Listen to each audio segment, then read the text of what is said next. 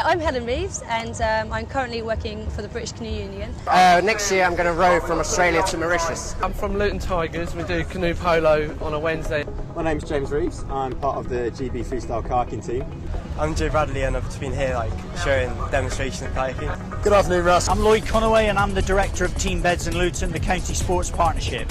We've had a fantastic weekend down here at the River Festival. Sport basically brings people together, gives them enjoyment, keeps them fit, keeps them healthy, and just gets people out and working together. So what reason is there not to get involved in sport, I suppose, would be my words to them.